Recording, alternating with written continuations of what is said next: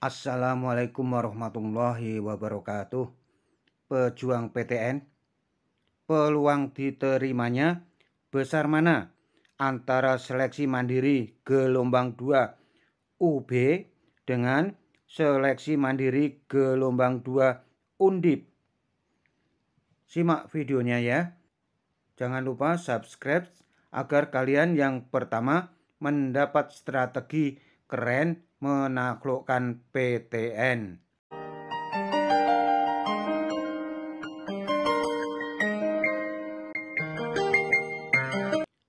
Pejuang PTN, Undip membuka pendaftaran seleksi mandiri gelombang kedua. Pendaftarannya hanya 5 hari, yaitu tanggal 8 Juli sampai 12 Juli 2021. Seleksinya dengan ujian online tanggal 15 sampai 16 Juli 2021 dan pengumumannya 19 Juli 2021. Langsung kita sandingkan dengan seleksi mandiri gelombang 2 UB ya. Pendaftaran gelombang 2 UB lebih lama, 18 Juni sampai 13 Juli. Kemudian seleksinya dengan jalur rapot atau skor UTBK.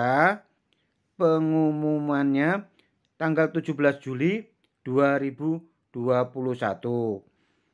Pejuang PTN, bagi kalian yang masih berburu PTN di detik-detik terakhir, bisa mencoba 2 seleksi mandiri gelombang 2 ini. Dalam kesempatan ini, Om akan membandingkan besar mana peluang diterimanya antara gelombang 2 UB dengan gelombang 2 Undip. Tapi sebelumnya, coba kita lihat bentuk seleksi gelombang 2 di kedua PTN yang sama-sama memiliki jumlah peminat besar ini.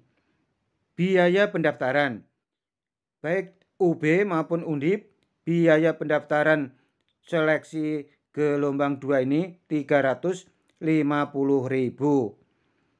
Di UB gelombang 2 boleh lintas jurusan, tapi tertentu, yaitu hanya siswa SMA, MAN, atau SMK IPA yang boleh lintas jurusan. Sementara seleksi mandiri gelombang 2 Undip tidak ada pilihan campuran. Baik gelombang 2 UB maupun gelombang 2 Undip membolehkan maksimal memilih 2 prodi. Pejuang PTN, sekarang kita lihat kuota yang diperebutkan dan prediksi peminatnya antara UB dan Undip ini ya. Kita mulai dari UB. Mandiri UB gelombang 1 sudah menerima mahasiswa baru 5.400 orang. Dari peserta gelombang 1 35.375 peserta. Sedangkan Undip mandiri gelombang 1-nya sudah menerima 5.089 mahasiswa. Dari peserta gelombang 1 sebanyak 32.063 yang ikut tes. Kemudian ada 24.000 yang dinyatakan tak lolos karena tak mampu membayar uang pendaftaran. Jadi kalau di total peminat yang mendaftar di Undip gelombang 1 sebanyak kira-kira 56.000. Hampir separuhnya ya selisihnya. Kemudian daya tampung gelombang 2 UB. Dari awal seleksi mandiri UB memang sudah diniatkan 2 gelombang dan kuota per gelombang sudah jelas ditentukan. Kuota gelombang kedua UB kira-kira 1.812 kursi. Itu belum plus yang mengundurkan diri karena diterima di PTN lain. Sementara daya tampung gelombang 2 Undip belum jelas ya. Bahkan sebelumnya hanya akan dipenuhi di gelombang 1 dan itu sudah diterima atau sudah diumumkan, yaitu sebesar 5.089. Seleksi gelombang 2 Undip nampaknya untuk menutupi atau mengganti yang mengundurkan diri karena diterima dan lebih memilih di PTN yang lain. Pejuang PTN, kemudian mari kita lihat pesertanya, jumlah pesertanya. Di UB gelombang 1 pesertanya 35.375 peserta. Yang diterima hanya 5.400. Kalau misal kita anggap sisanya yang tidak diterima di gelombang 1 ini mendaftar semua di gelombang 2, berarti peserta di gelombang kedua prediksinya adalah 29.975. Mungkin bisa berkurang karena sudah banyak yang diterima di PTN lain. Atau mungkin malah bertambah karena adanya peserta tambahan yang belum mendapat PTN. Bagaimana dengan Undip?